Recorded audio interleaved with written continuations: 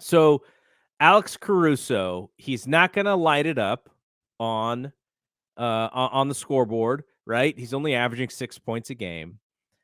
He's a smart player, makes smart passes.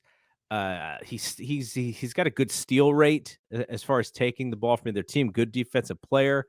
He would kind of fit the GP2 mold without, which is an important part of this, without the dunker spot, right? Because that was also what made GP2 valuable. But Caruso he could do does, that. eh, He's not kind as of an well. athlete, I thought.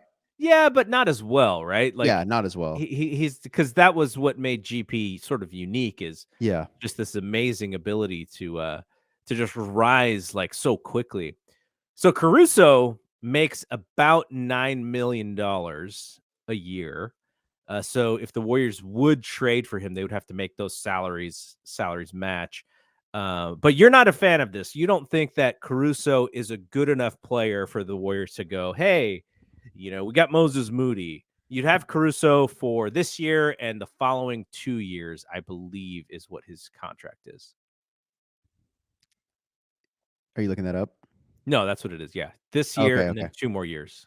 So just to let everyone know, the trade proposal you're referring to is from the Bill Simmons podcast, and Bill Yes. said that the Warriors should trade for Caruso and trade Moses Moody and Dante DiVincenzo. Yes.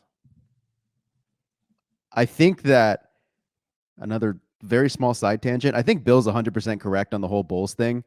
The Bulls own their pick, top 4 protected. So if they, end up with the 5th pick, I think who gets it? Oh, the Magic.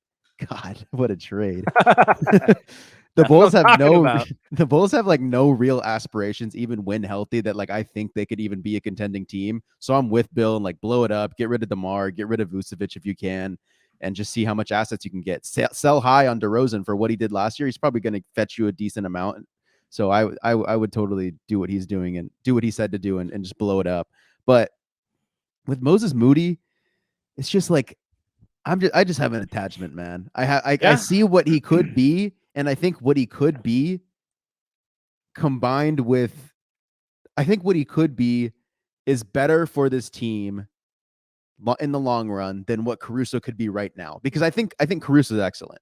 I think that he brings a similar isolation defender that GP2 was. I think GP2 was the better, like, okay, stick him on a guard, and that guard's like gonna have a really tough night. Yep. I think Caruso's like that too, but just to a smaller extent. I think Caruso's better at the team defender, playing the passing lanes better than GP2 did. GP2 is kind of just like, just throw him on the guy. That guy's gonna have a really tough night. Yeah. And that'll be it. I think Kuminga is like kind of coming into that role.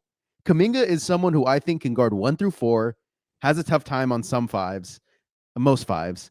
And I think he could play that GP2 role, which is like stick him on a guy, play the dunker spot. Like I honestly think that could be Kuminga's role. So I think Kuminga taking the GP2 role and Moses Moody becoming into this 3-and-D guy that I think he could be, that package is better in the long term than Caruso and Kuminga kind of playing the GP2 role.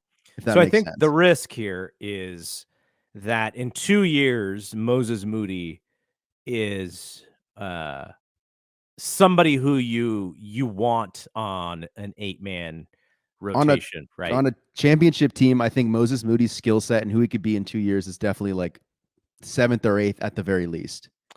The reason why I think it's an interesting trade is because while that risk exists, the flip side is you have DiVincenzo on this 1 year 4.5. You're losing DiVincenzo anyways, right? You're not bringing him back. So you'd get Caruso for this year plus 2 more years. He's in the rotation. He's in the rotation with Jordan Poole, with Kuminga, with Draymond, and whoever that other players, whether it's Anthony Lamb or whether it's JaMychal or whomever, and you solidify that second unit, even if it's by inches, right? That second unit just becomes tighter, it defends better, and thus you give this current team this year the better chance to win ball games. And you're risking what happens to Moody in 2 or 3 years, and if then he blossoms and you lose him. So that's risk. If that's the mindset, if that's the mindset, and I don't disagree with that mindset, then boom, Wiseman for Jakob Poeltl straight up. Boom. Moody and DiVincenzo for Caruso. Boom. Kaminga for name a guy. Like I'm sure Is there's someone who Jakob can help more than is Jakob Pertl gonna stay on the floor in a big game?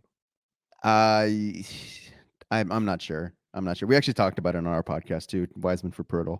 I just think that, you know, I actually your guy Ethan Strauss was talking to Sam from Light Years on a pod I'm Oh yeah, I listening to. haven't listened to that. Is it I've good? been listening to it. It's pretty good so far. They're talking about what is it, the sunk cost fallacy? Yeah.